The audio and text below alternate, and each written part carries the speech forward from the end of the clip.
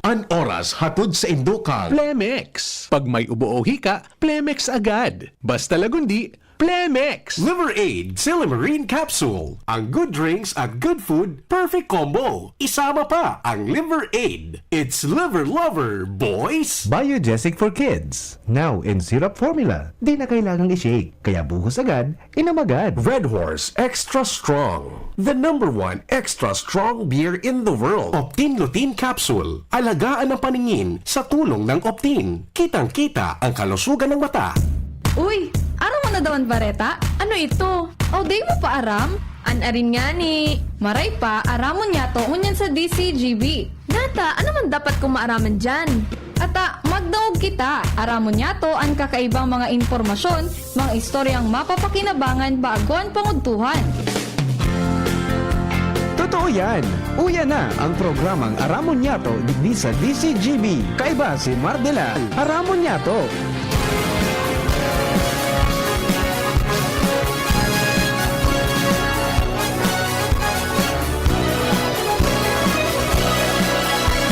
Kabayan, dapat mong malaman na kailangan mong maintindihan ang usapan na may kinalaman sa iyong kapaligiran.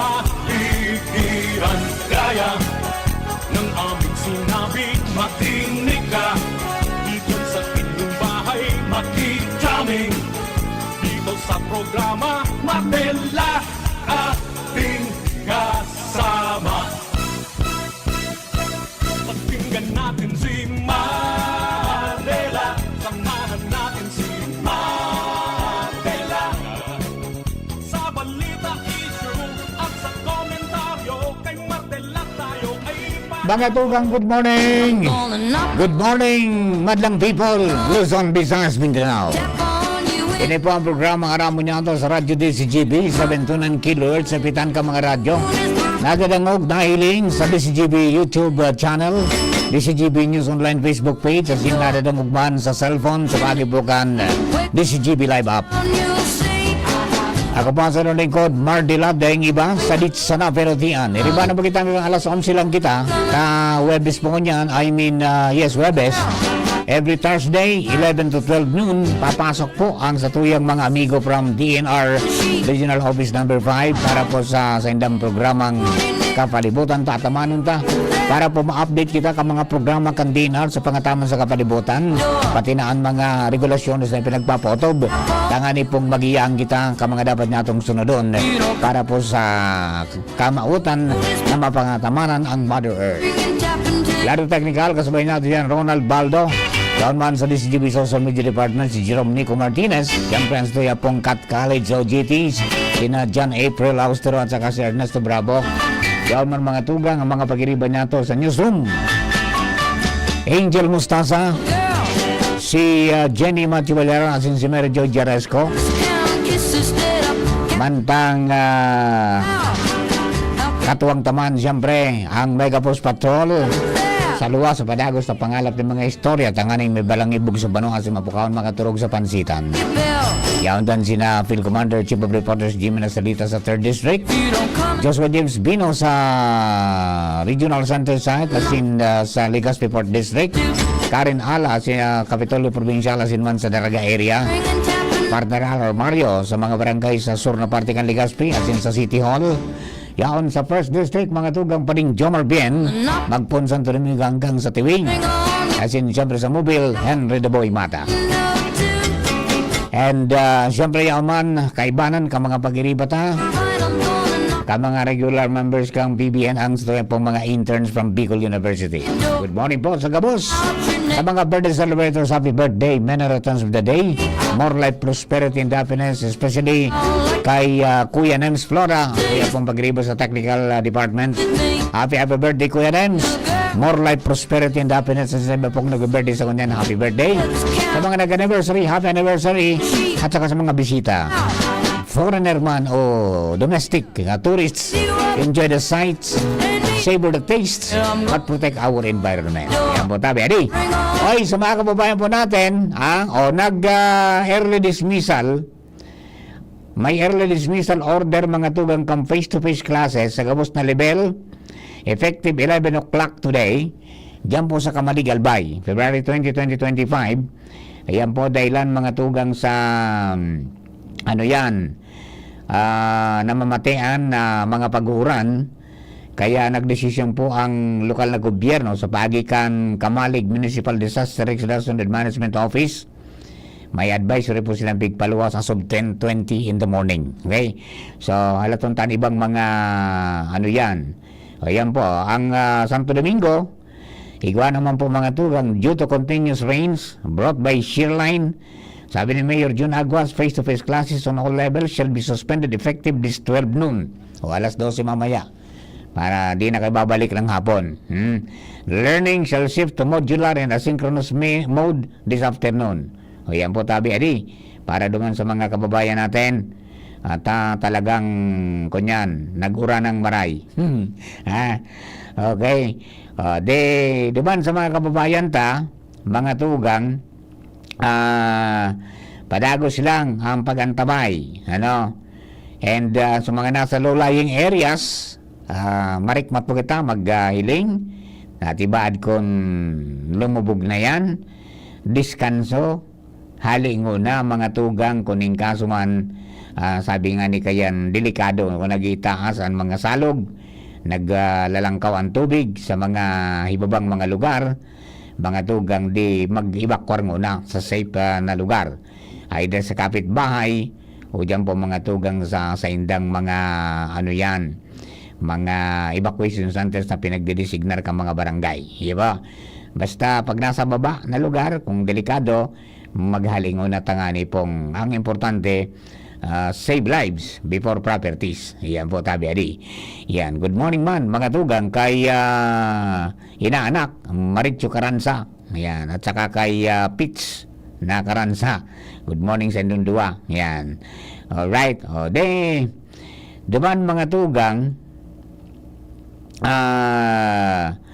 may mga magayumpong bareta, para sa mga parasira particularly itong dyan po sa may parte mga tugang kang Bulan sa Sorsogon area, asin sa iba pang lugar na sabi nga ni kayan dakol mga tugang ang tamban o yung lawlaw. Ang sabi po kan Department of Agriculture kasubagong aga, may bagong produkto ang Pilipinas na for export. Pigparahanap ko, ano nga ko yung tamban, yung lawlaw pala yan, yung herring fish, Dahil nakaibanan sa tamban sa International Food Standards for Fish and Fishery Products, CAN Codex Alimentarius Commission. So, siguro baka sa Sabado, pag-urulayan taning halawig ini, nag-contact na po kita mga tugang duman sa BFAR. I hope na maging available si Director Ariel Puquinto on Saturday o representative para po himayon mini Father Mamoy ini. Kung sino pong nararamdaman, kadakol na nasasayang na lawlaw, diyan po sa may parting yan, mga tugang kang Bulan, Sorsogon. Sa mga kadagatan dyan, kapag season kilawlaw dahil sa day nagaro, kumbaga overfish, sobra-sobra, titarapok na sana mga tugang dyan sa sa mga dagat. Tarang po nindo, madali yan na ma-spoil o madaling maraot, malaging marugok. Tapos kung dahil man tulos na ipapabakal, natural mga tugang so iba dahil nang binakal, nadakop na, iula na sana sa kadagatan na nagserving pollution pa yan sa tubig, pagkatapos nasasayang, diba? So ngunyan, yun na iningunyan ang tututuka naman sa itong gobyerno. Sana dahil magmahal ang sardinas dahil lang po sa i-export na ini. Pagkatapos siyempre yung mga kulang na pasilidades, tarang po nindo kung dumunta, nga ta nagakarala pa, okay, nga ta titarapo ka mga parasira sa mga lawlaw. Paano dahil po kita ning post-harvest facility?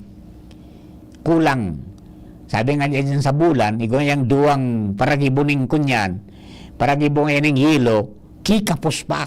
Kaya yan po nangyari. Pag di na hiluhan, titapok na.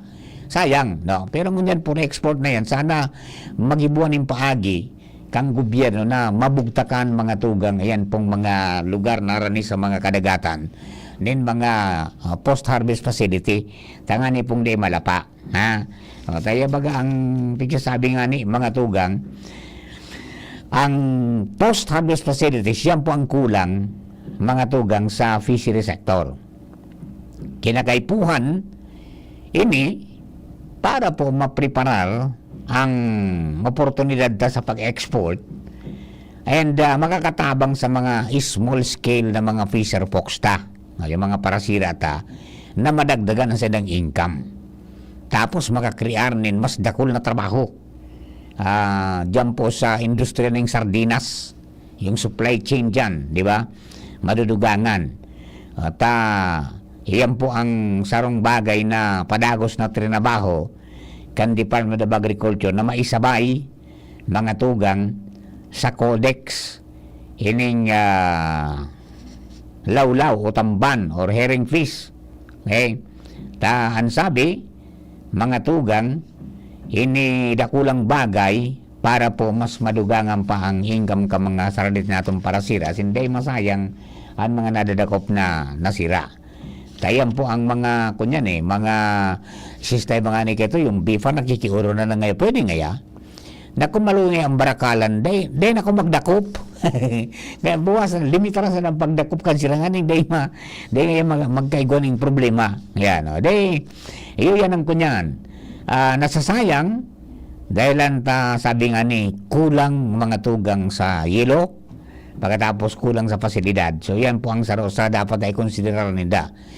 Ngunya na nakakasabay na dyan and then pwede nang i-export paano niya ito ipipreserve yan, paano isasaray at ngani po na makaabot duman sa makadagdag sa tuya po na income yan for so long a time permi pong may oversupply ng sira na lawlaw dyan po mga tugang sa bulan sa Sorsogon yan po ang medyo mamundo dyan na pangyayari okay.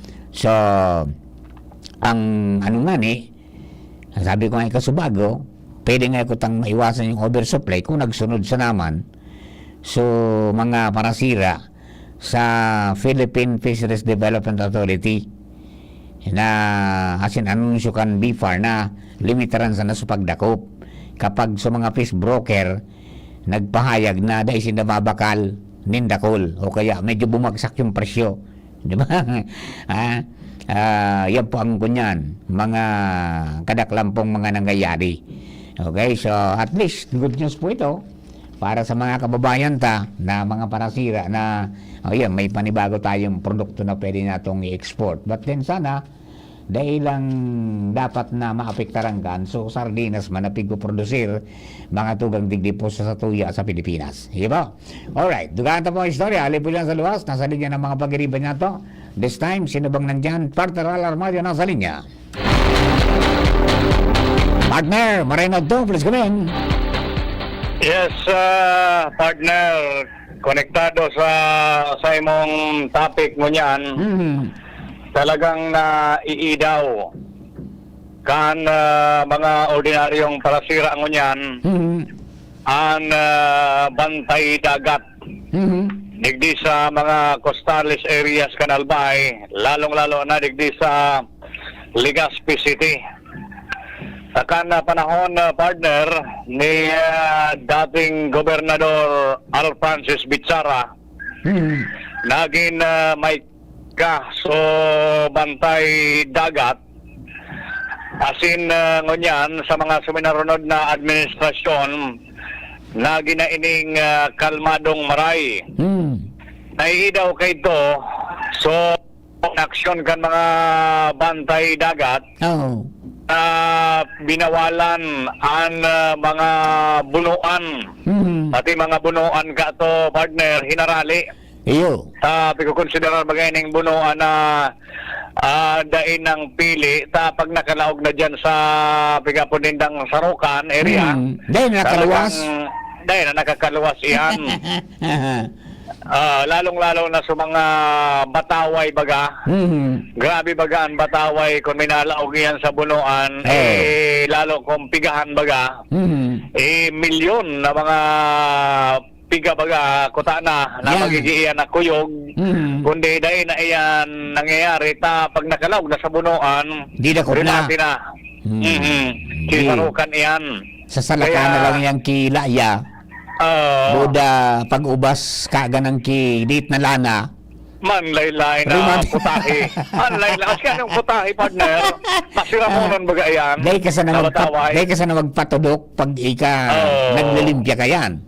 Saro yan sa Tapi paborito ko, partner. Masira mo na. Oh. Masira mo, kundi ilingon ta, grabe ang epekto ka ni. Imbis baga sa mga piga, Iyo. maging milyon pang mga similya yan, nagigiyan na kuyog. Oh. Dahil na nangyayari. Dapat iyang kunyan iguaning fish ban.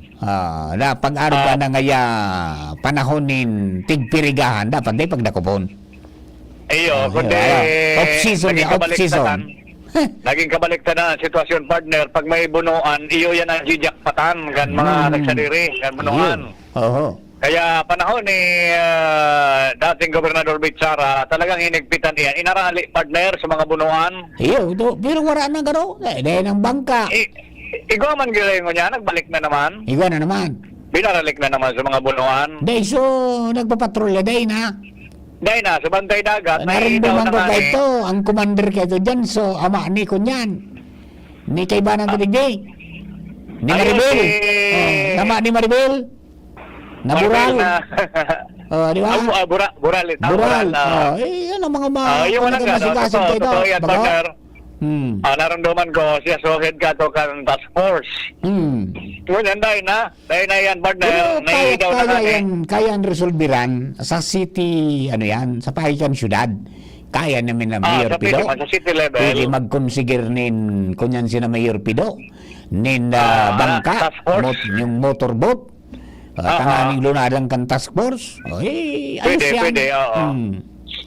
So, yun yan. And bako sa noon, kay to, so mga pag-iilian na... Pati sinsuro bawal. Sensuro, sarap pa na po ka, partner, sa mga parasira digdi sa Legazpi. Biginigpitan talaga. Pati sa mga lambat kay to, sa ikot, dapat ang matakan ikot, doro na Dapat balda ang dos.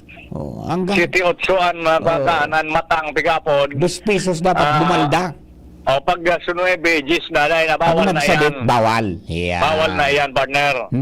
So yun yan kayo to, ang mga naging aksyon panahon ni dating Governor Bitsara na naiidaw ng ngunyan. Ng ngunyan na riparong burilo na naman, partner, kung ano-ano na sa ng mga sarawat ngunyan ang pigagaramit na dahil na na-regulate. Kaya ang epekto minsan sa mga saradit na sira, nasa sakripisyo, imbis na pakinabangan sa mga mabot na panahon, ngunyan pa sana nagkakaurobos na yan dahil nga nita, dahil na na-regulate, dahil sa kakulangin pagreparo na ngunyan na naiidaw na ang presensya kan bantay dagat. Dahil dyan sa report mo, pwedeng ma-resolve rin ta. Dakul ka naman uga. Ay, baka lamang. Oo. Baka lamang ngunyan. Dahil sa report natin ko yung partner, gibon ko itong plataforma ni gobyerno. Pwede. Ako ngayon, nung iboto. Yan! Agadong ko sa komitiba o sa sanggunian na ako ang maging chairman kan Committee on Agriculture. Iyag no. Para ining mga parasira, proteksyonan ta. Yan! Sa mga illegal, bawalon. Yan! Na igpitan. Kaya ako sa indong iboto. Marty Lacroze para City Councilor. Iyag no. Sabay parak-patak ka din. Taga-practice na kita ta malay mo. Anyway, partner, yan pa na informasyon digdi sa ulan pagka Legazpi, Alarmario, DCGB. Thank you very much, partner. Mga mga informasyon sa rin. Ayan. Ayan po naiidaw na. Ay, sana maibalik nindo yan. Tangani po na maproteran tayong mga parasira for the future. Sabi nga ni good day ngaya. Ang problema ngaya dyan, Papa Mar, mamahal ang lawlaw sa merkado. Malangon niya ngayon, 100 na ang kilo. Kan lawlaw. Samantalang dati, 30 pesos lang yan. Kulang garo ang lawlaw mo niyan. Kaya po yan. Talagang, talagang, ang sira, ang gulayon, ang karning urig na lang ang nagmamahal. Di ba? Yan po tabi naman sa mga kababayan ta, ha? Mga kunyan yan, mga bagay po na dapat na asikasuhon para po sa tuya pong tinatawag nating ano yan, so bigapod tang kunyan, food security, di ba? Puro tiran ta po yung tatuya pong mga kadagatan pati na mga niyang po dyan. Yan, okay? O, kita nyo na yan? Pwede nating gawing sardinas. Kami, di pa, nagkikiri mo rin sardinas dyan sa Laudato Si Farm. Yung Spanish sardines. Minsan lawlaw, minsan si Bubog ang pigigibo mi dyan. Una nga ni si Sir Jeff na Santos. Dyan po sa Queensland, Australia. Yung tamban, nakalaag sa bote, easy to open. Di ba? Yan po mga kailangan na nating ano yan, trabahuhon yan, mga tugang, para sabi nga ni kayan may dagdag tayong income. Di pagparasayangon, ayan pong mga pigtaw kan Diyos. Yan, morning aya mauran, masiramon po ang kuyog, may salak na lang kwas, tipid sa panira. God bless all over the world, sabi ni Jerry Aranya. Problema na yan, amigo ta, dahil na ako ang pwede. Guguyudot na naman ang bitista ka yan. Yan, maray na aga tabi, partner. Diyan po sa, ano yan, sa Bakakay Albay, sa Barangay 13, at saka sa mga Parapadyak. Diyan po sa Bakakay. Good morning, partner Joel Baromeda. Yan. Okay, o yan po tabi, mga kabarangay nato sa ito yung mga rangkada ka mga istorya. Duman sa mga kabarangay ta, talaga pong ano yan, padagos an sa tuya po na pagbabantay. Yung daraga, mga tugang, suspend naman ng klase in all levels, both public and private, mamayang alas 12 ng tanghali. Ayan po, di balik tulunan na hiling tang nagpaabot po mga tugang ning kunya na di. Anin abiso para po sa pagsuspender kang klase, talaga pong nagiritaas na ang mga katubigan. O, dyan po sa Barangay Kalayukay, malapit sa Reyes Beach Resort, dyan kay 430 kilo 13 kay Sir Odina Perez, suro pay na naman susalog, luminog na mga tugang sa eskwelahan, pangyayari, iyan yun ang problema natin dyan. Yung spillway uminapaw na. Ayan po ang sitwasyon dyan po sa Kalayukay. Iringat po sa mga pasiring po dyan. Ang ginubatan, mayroon na rin pong suspension mga tugang ng klase effective 12 noon anti-lifted tabi because of the shear line. Yan mga dugan na ito mga impormasyon para po naman sa mga kababayan nato na sabi nga ni mga tugang nagbabantay. Mamayang tanghali, mamayang hapon wala nang face to face. Yan, okay? Yan sabi ni partner Joel, bahaon na naman ngaya po sa River of Babylon, o yung yung salog diyan sa likodan ninda, baha na naman mga tugang. Okay, o yan. Ang sabi mga tugang ni Sir Jeff, iyan daw na sardinas na nasa bote, yan yung parang Spanish sardines yan mahal nga yan digdi sa Australia. O yan siguro, sabi ito nga, dagdag na kabuhayan po ini. Either na-export na processed na, or either na-export na presko. Ang importante, wala pong masasayang. Pero talagang there is a need na magigaw po ng post-harvest facility, especially mga cold storage na yun po yan ang ma-resolver dyan sa pagkasayang mga tugang kang kunyan. Kan mga lawlaw, kan mga herring fish na titarapok na sana, dahil ang tasubra na sa inda pong nadakop, dahil naman pigbakal, aranong tangayan Pero kung ikaw po ning siring kan magpuproseso, sana mangyayari po yan. Taka ito pa, may mga nagkaplano na kayo mag-ibon ng planta ng sardinas dyan po sa Sorsogon. Pero dahil na mamundagan talaga, dahil po nangyari. So yan po ang resulta. So sana, ini na paglaog dyan mga tugang na pwedeng i-export na yung tamban, is very good po yan na barita para po sa mga kababayan ta. Iyo, o paano, Nald? Babay na po kita. Para mentos ko na. Mga tugang sa tuya pong programa. Aramon na itong napukal daw. Sa para po kabilang ng tropa. Ito po si Mardela. Daing iba. Babalik po ko mamaya 12 to 12:30 para po sa Bareta alas 12 with Jasmine Baloloy. Thank you for giving us company. God bless the Philippines.